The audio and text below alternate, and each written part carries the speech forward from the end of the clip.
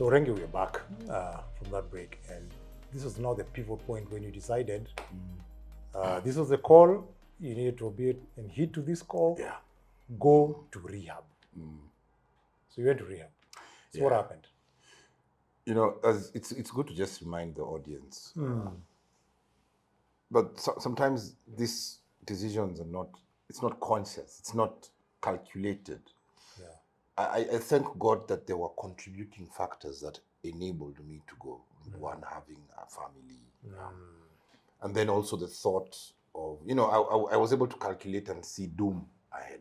And I think these things are there. But at times, the problem is that people don't know that you can actually get help. You can actually get help. It's just like, because even like for me, after I told my brother and my cousin, so they knew I'd lost my job. Okay. And of course, my brother was thinking about now who are going to take care of these children. You know? So wife is there? Wife is there. Wife was, she didn't really, you know, she didn't want me to go into rehab because she wanted me around. I'm the head of the home. But I told her I need to go. And I told her every day this alcohol and these drugs are consuming around 1,000 shillings from the house every day. If I'm not there, you guys should be fine. There's no minus from me. And I told her, I have to do this. I have to. Because you could see where it was leading you to. And it's not that I even thought that rehab would do anything for me, but I just knew it's the next best suggestion. And I was dependent. And I knew I needed to be away. And as you said, it's a faith venture. You didn't know where it's a tough decision. It's faith. So from years. But years of daily. Remember, at the time I went, I saw this doctor with my wife. We went to Madare, then we went to see a doctor. She's a specialist. And she asked me, Daniel, when is the last time you stayed a night without a drink? I couldn't remember. So this doctor is what, a psychologist? I can't remember. Psychiatrist? I think she was a psychiatrist. I think, because she was working with the Aga Khan. She told me, when is the last time you didn't have a drink? Like, it was a day. I couldn't remember. I gave her a funny number, a funny date, a funny period. But I couldn't remember. She told me, that shows you're dependent. And she told me, it is good you go into rehab. And I was like, who's going to take care of my family? Who's going to do this? You know, the normal mwanaume excuse. They're justified. And she was like, look at it in this way. You go in for 3 months and have a better life after, rather than continue struggling. It's a tough process, especially for men. Especially you have responsibilities. Head of the home. You have a team somewhere that you're overseeing. You know, you're wondering who is going to, because I saw guys even in the rehab who have businesses. But I thank God some of this rehab, the rehab I was in, made accommodations for phone calls here and there, just to make sure that some things are going on okay. So I didn't know. I mean, every effort you make towards somebody to get help, to get treatment, is not in vain. This is just to show you that it wasn't this once and I made up my mind. There are other times we had pursued me getting treatment. The family wasn't ready because there was already logistics of who's going to pay for it. Who's going to buy the bullet? But at this point when I said, let me go to rehab, my cousin caught that. And I believe it's the Holy Spirit who worked in him. I'm not going to be carnal about these things. I believe, because my brother was like, okay, let Daniel do this. There's this project we're doing here. Let him do this for us. And then from that, what we're paying him will go also, and then we'll top up. Like, let him put in some some effort into that. And that's rehab, you know. But my cousin said, please stop it. The man has said he wants to go in. Let us take him, whether we have money or not. Let's ride on that decision. That could be the turning point for that man. Let's do it now. You know, many people go like, so who's going to pay that? Either way, you'll pay for a funeral. If she dies, there's a possibility of death. Yeah, you will raise money. For that. Exactly. Yeah. So this guy is still alive and still alive today, do and he's willing to extend his life by this decision. Do something. And whether this is the third or fourth or fifth time, it is not in vain. I surely believe everything is a deposit, because you're not with him when he's seated in that rehab with his thoughts and God. Yes. The time will come. It's painful, it's excruciating, but I can tell you right now, my mom is celebrating. You know, Orenge, that story, let's not pause you there a bit. When you talk about that whole thing of sacrificing for our loved ones to be able to find a resolution to the addiction, it's nothing to do with money. And I love what you're saying. You don't want to be carnal about this thing. And at Umeshare, we don't want to be ashamed of the gospel. Yes. The Lord spoke to your cousin. Yes. Okay? It was very clear. And that was a revelation to him. Help this young man. What's money? It's a material thing. Money is just a resource. Yeah. It's a tool. Yeah, absolutely. So I think the fear that most people have when it comes to actually helping someone in addiction is that it's expensive. It's going to be expensive. But one of the golden things that you also said is that it's a communal thing. We're all going through this together. Yes. It's not him. I'm investing in this just as much he's investing in his time to seek healing. Yes. Yeah. Yes. And I tell families that come together. Come together as a family and bring some resources. Help, give into this, because you cannot attach a value to life. Yeah, this is a life and death scenario. And please, let's do something now. Let's not talk when somebody has passed and you knew their opportunities, because you're still going to stay with that money, and what good does it do you rather than what you would have done for your loved one. So mine is just to encourage and just say, just keep at it. Keep at it. Even the fact that you get to listen to this podcast is not a coincidence. Yes. It's an encouragement that keep at it. Keep at it. Probably we're going to talk about what more they could do for somebody. Because the problem is not, rehab is not the solution. It's a tool. Yes, and that, I want you to dwell on that. I know there's that whole thing there. Yes, you went to this rehab. So why was this rehab and how long did you stay there? Yeah. And what happened there? So first I had to get comfortable with the idea of rehab. Okay. I was okay with it, but I needed to go to a rehab I'm comfortable with. And that's why I believe there needs to be steps in taking somebody in for treatment. I know at times it's forced, but even forced, I think it's fine, because it could lead to death. You might have saved someone's life. We don't see that. You say, oh, this person, we forced him into rehab, that's why it doesn't work. Do you know if you didn't force him, maybe you'd have gotten a call tomorrow. Yes. Come pick him at the mortuary. So let's not ignore that. So I had to go and visit to get comfortable. Now, one of the things I attribute to me graduating from university is exercise. The gym was a key pillar in me finishing my university because it used to sober me up. Okay. Just keep me straight, focused. Okay. So this is now going back now. No, this is uni. Yes. Okay. So even through some years of my addiction, I remember telling my wife, help me pay this gym. And I would try. So it was a fight. It was a fight. I was trying to, but literally in the mind, you're just trying to introduce the normal production of dopamine. So this is the time now, okay, you probably lost the job. Yes, I'd been told. And wife is working. Yeah, wife is working. And then there's 2 kids, 3 kids? 3 kids. Okay. All right. Yeah, so it was a step of faith. So I finally found this Rehab Asumbi treatment center where in Karen. Okay. And I met my counselor there. I also believe he was God sent, because he's also a fitness guy. Okay. And amazing. We sat down. Yeah. We just connected and we sat down and we spoke. And he explained to me what I am going through. So obviously he told me I'll be in for 1 month. He was like, you'll be fine 1 month. But he was also trying to remove any barriers for me to get in. Okay. So they had a gym. Stones. It was just, we call it a gym, but it was makeshift. Makeshift. And I said, you know what? Darren, you're going to work with this. So I remember we had prayers that night. A few days passed by and we went for prayers. Even I almost missed the prayers. I'm telling you, it was like a war. But I just went by faith. We did the prayers. I came home. That night I only drank wine and maybe 2 beers because I was scared of a withdrawal. I did not want to have a withdrawal. So what had happened during this one? You were there for 1 month.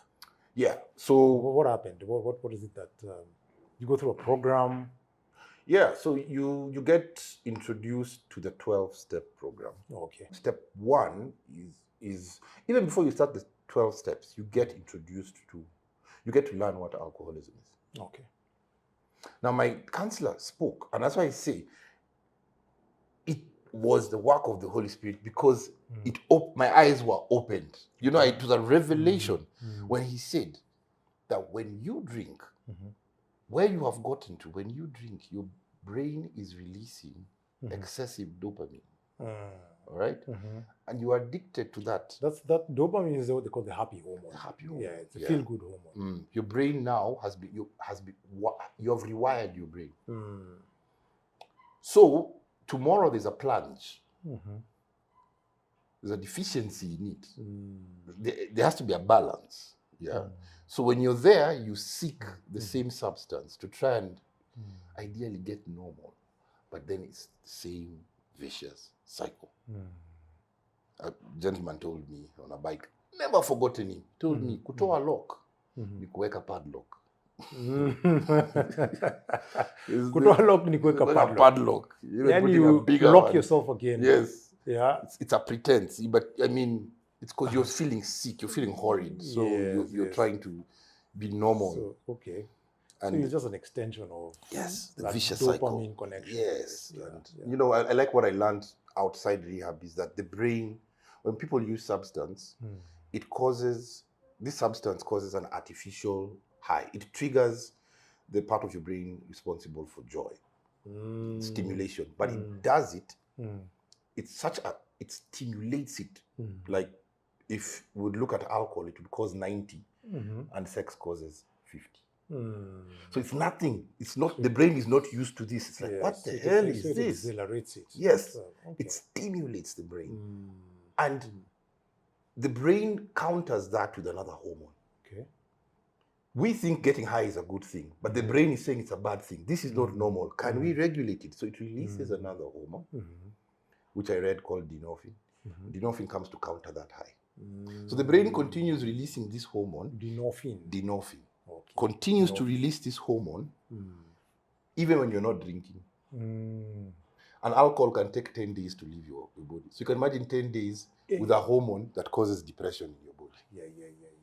So it has taken you lower. It has to make sure so this one counters. And then it suppresses the other one and stays there. Yes. So you end up feeling like you have a low. So when you drink again, it's not that you're getting high, you're sorting the low.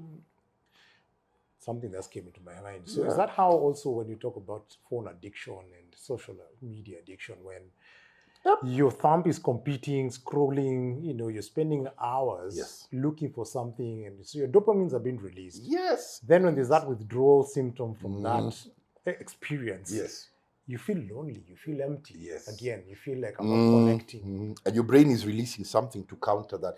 These guys have done research and they know the things that stimulate the brain. It's research, Wow. So that's what alcohol addiction does. So people feel like, I feel like I need a drink. No, your brain is trying to regulate what you did last time, which isn't good for it. One of the things I hope to do in my life is to make people understand that this is not what you think it is, because you were raised thinking alcohol is such a fun thing. You can't get into a corner and drink alcohol and have fun. No, you need to be with people. It's the people that make things fun. And so that's what makes even solo drinking or that isolated drinking very dangerous. It's dangerous, it's boring. There's nothing exciting about it. Yeah, especially those guys who are saying, I'm not going into the pub, even for us guys who are married. Yeah. They say, wife has given me the license to be at home and drink. But that again now opens another door where it's still the same addiction. It's just that the location is different. It's different. Absolutely. Probably even worse because now your kids are even viewing you. Viewing you, exactly. Yeah, they're observing and sponging and just saying, okay. Yeah, that's something here that because I used to drink a lot at home. Yeah. for reasons that first I didn't want to be in the club. It wasn't my thing anymore. Secondly, I loved the company of my wife. We used to have very intimate conversations till late. Yeah. And also because I didn't feel like I was hanging out with people of my level. Okay. So I would come home and just relax. So I exposed my children to a lot of that. So going into rehab. So I met now the counselor. Yes. And I remember that day when my mom wished me, she prayed for me. And she could see me. I was slanted in the car. And I was listening to a song. And I was just like, God, what am I doing? Then I just said, just go. There's no way back. It's amazing when you're saying your mom was there in the picture. Yes. Your wife, your married man. Yes. With 3 children. Yes. My brother. With your brother. Are you in between jobs? Were you working? Or no, now I'd lost my job. You lost your job. Okay. So you went to the rehab, and then you got to this counselor also took you through the scientific process of what. Yes, he demystified it. Demystified for you. Yeah, what alcoholism is. Yeah, because there's freedom in knowledge. When you understand it, as I told you, you shift the problem from you. You're not the problem. The problem is the substance. So can we focus on this thing and deal with it? And that's my life endeavor, to keep on making sure I understand what this thing is, And so we started and one thing that I promised myself, I remember watching a movie once, and this guy said, success is not a destination, it's a daily routine. And I was trying to, what does he mean by daily routine? But he said, it's things you do every day, over a period of time, consistently, that make you successful. Whatever you deem success to be. So for me, I set up what success is for me, my relationship with God. So I said, I'm going to go back. I went with my daily bread. I used to read daily bread. I'm going to wake up every morning and do my word. I'm going to exercise. I'm going to be good at class. I'm going to pay attention, and I'm going to be focused. I'm going to dress up like I'm going to work every day. I'm going to work on me, and I'm going to read a book. So all those things. A routine. Yes, a routine. And all those things contribute to your identity. They contribute because you're made in God's image. Can we even fathom what that is? We must be spectacular beings. You must be. Yes, exactly. Yes, exceptional beings. Exactly. So let's try and bring things that make us whole. And when you're sharing about these things that you decided to do, reading your Bible daily, exercising, it seems like you had a profoundness of some new sense of purpose that came, because it looks like it was a construction, some foundations you're setting in place, and a construction season for you, because you had been deconstructed for so long. And I feel like that's what what the power of addictions do. They just deconstruct you. They make you feel like there's no purpose. Yes. There's no forward or back. You're just lost in the wilderness. So for you, I'm even seeing even your face is even brightening up when you talk about these steps of the things that you're doing. That's amazing. I'm also having revelations right now that I believe the clarity of what I needed to do came when I took a spiritual route, which is faith. Okay. I walked by faith into rehab. And all of a sudden, there started becoming clarity of some of the things I need to do to work on myself. And I started it on day one. Of course, humans would be like, this guy is... He's gonna chill out. Just give him time. Day 2, day 3, day 4. And I started working out, lifting stones, and I started to influence the people around me. Slowly, even some people who came after me plugged into the gym because they already found somebody exercising. So I was able to create some influence in the gym that was faith-based. Because if you asked me, because we used to ask each other questions, do you think you'll ever stop drinking? I was like, I don't know. No idea where this journey is going. Yeah, but you started on something. All I know I can work on is today. Yes. Yes. May God guide us in the future that we don't go back there, because I really don't want to go back there. So there were many other things they did. There was family counseling. My wife came in, and I remember having to tell my kids that I'm going to school. So when they came to visit me, they were like, "This is your school?" I'm like, "Yeah, this is my school." But later on, we have had discussions about alcoholism, and they're still very young. And when I was advising another gentleman I'm working with, please. So drugs in general, the discussions have been drugs in general? Drugs. With, and I tell them with your children? With my children. I tell them my story. Because there are some things they may ask that have, the answer stems from my alcoholism. Like they say, "Daddy, why can't we buy this particular car?" And I say, "We will buy it." Yeah, not now. Not now. Yeah. Daddy is recovering from this. Do you ever remember Daddy being like this? And they do remember. Yes. But there's a different Daddy now. So I'm planting that seed in their mind that this is not the way to go. Yeah. It's very good, candid conversations. Yeah. I encourage, especially men. Yes. Because it makes your child can reach you. And I think that's where the problem is in society, is that there's a gap between parents. There's this perfection. Yes. And you yourself, you know your flaws. And you need to be able to tell your child, "Me, I feel like this." Yeah. You know, what you're saying is very critical, especially for us men who have children. The aspect of them being able to identify with our weaknesses is something that we cannot fathom. It doesn't come easily, because your child, especially for those children who are below the preteen age, below 10, they'll always look at the dad and the mom as a hero. Okay? But when they begin to start seeing some certain flaws, and here you are still trying to create that identity in them, that I'm the perfect daddy. I'm the daddy who doesn't make mistakes. I'm the one who knows it all. Then you begin to create a wall. Yeah, because the children can see clearly, daddy is not the best at 1, 2, 3 things. Yes. Uncle so-and-so or neighbor so-and-so does this better than daddy. Can you imagine? They see it. So as guys, it's a threat to us as fathers, because you want to be perfect. You want to be seen as an all-rounded utopian superhero before your child. It's good to share the flaws. Yeah, it's good. It's good. That's why they say, even when you're correcting your son, it's good to go on your squat so you can talk to him like this. Don't talk from above, because that's when now he's able to relate with you. So I do speak with them. And one other thing I need to mention is that I thank God for the revelation through exercise, because I was able to exercise for 2 weeks. And bro, what I could do in 2 weeks in that makeshift gym took me about 4 months outside. So my comparison was, whatever I will put my hands to out there in 2 weeks is 4 months for me. So my work rate is like somebody walking on an escalator. And you're using these mawes, this makeshift gym for 2 weeks, and you achieved what I could outside, I was struggling to achieve in 4 months. It was an eye-opener for me that this thing has been sucking me for so long. But either way, if 2 weeks is an equivalent of 4 months, what is 1 year for me? Do the math. I think that's what the process of restoration is.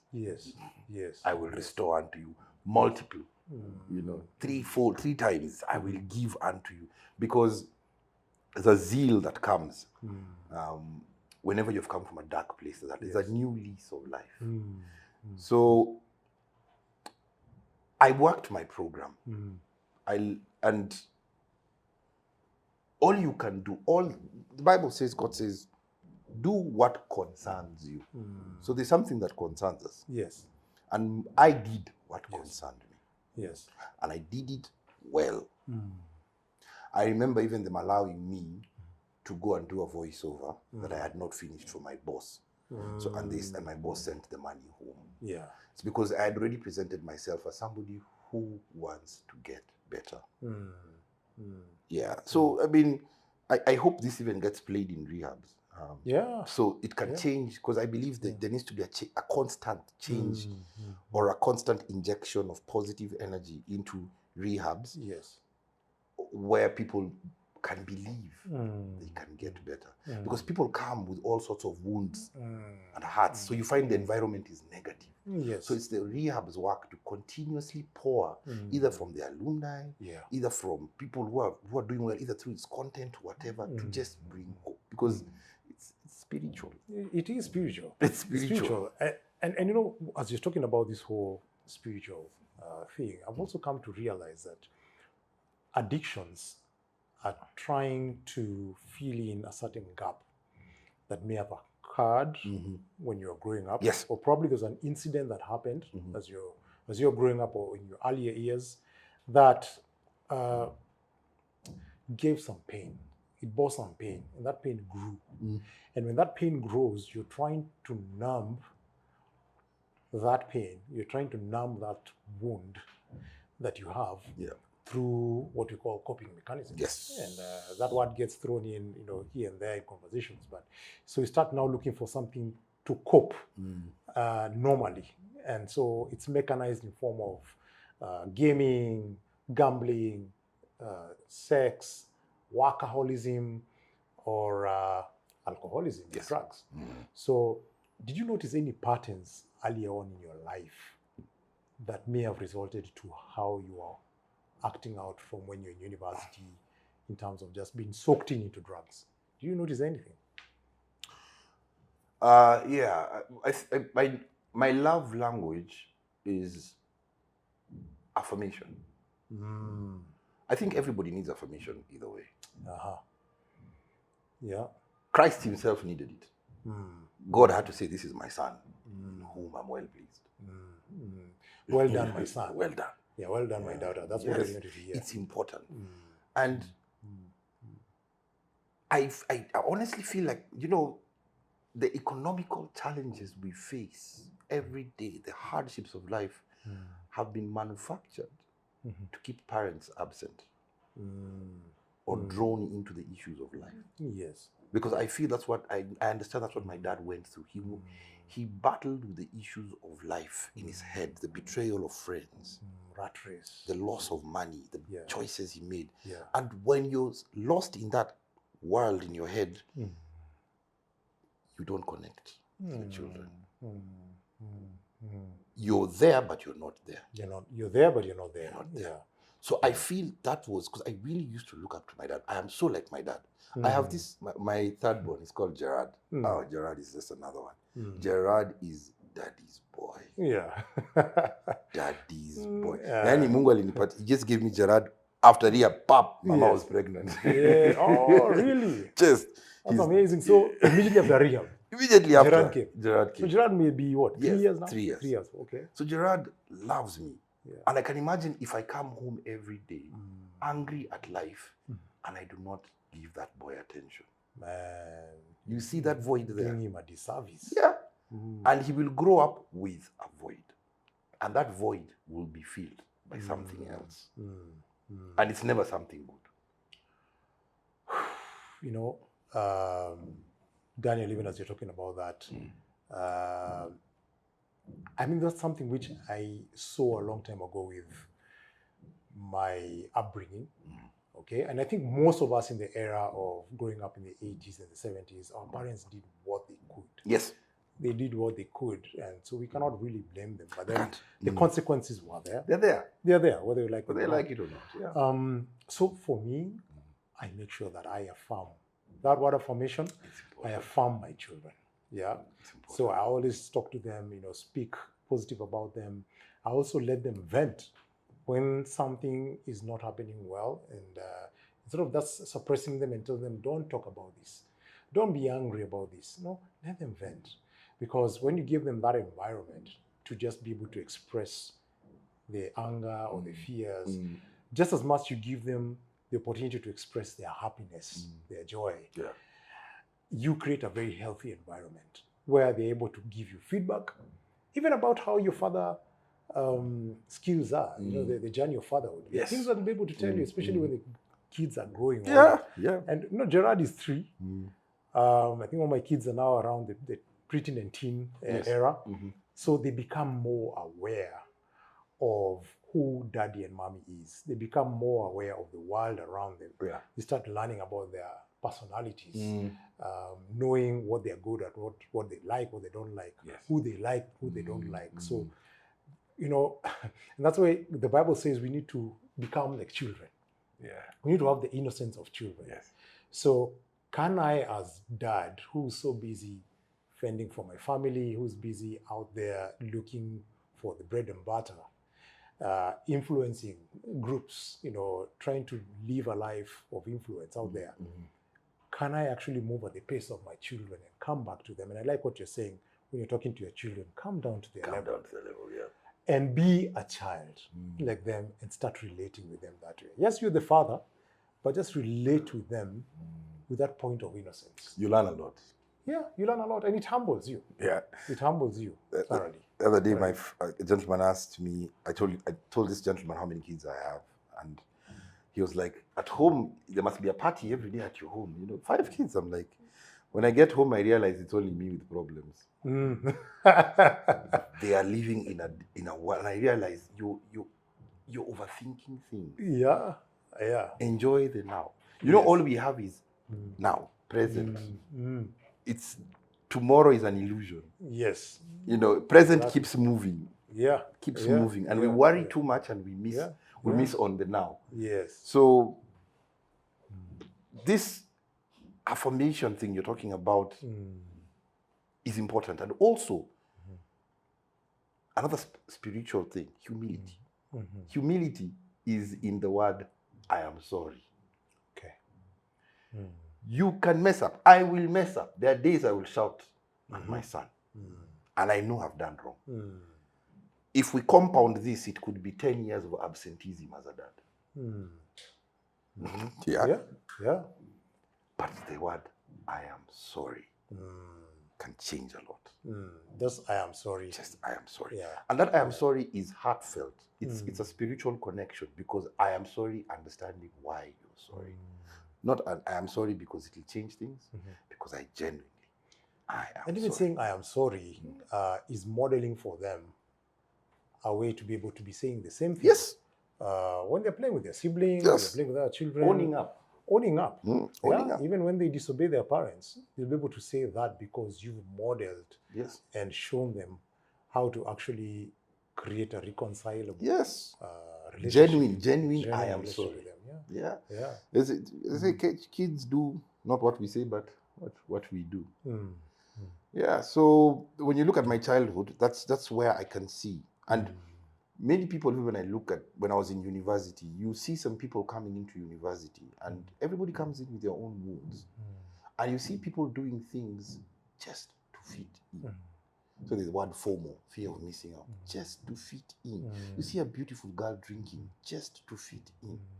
And these are all identity issues. But then you will see some other boy saying, no, I don't have to drink that. I have basketball tomorrow. Yes. It is possible. And that's why I said we have to be very careful that we are pointing fingers. Remember, they say when you point fingers at one person, 3 are pointing at you. As you're pointing finger at your child who is an addict, remember you too are a contributing factor. So instead of pointing at him, try and see, what did I do to contribute to my child's alcoholism? Let me work on that. So probably whoever I'll become can help in his recovery. Absolutely. I love what you're saying in terms of just seeking affirmation. Could be one of the deeply rooted reasons why people are looking for a sense of connection, a sense of fulfillment. They're trying to fill that void. Fill that void so that cup can be filled. Childhood trauma is something that everybody needs to. I wish we could change this whole narrative that you only seek therapy when you're okay. Yes. How do you know you're okay? You know you're not okay when something goes wrong. But most of the times you're probably heading to something wrong. Yeah. So we need to make therapy something you do frequently, so you can be conscious of who you are, self-aware. Because many of us are walking with baggages. Yeah. And people are going, that's why there's a lot of issues in marriage, because everybody's coming in with baggage. We need to declutter. So therapy needs to become, it doesn't need to sound like it's something for people who have an issue. It's just making sure, I keep on saying it's like taking your soul to the hospital. Yeah. Regular checkup. Yeah, it's important, because that's where you get to deal with the spiritual issues. Yeah. Yeah, that stem into physical things. Okay.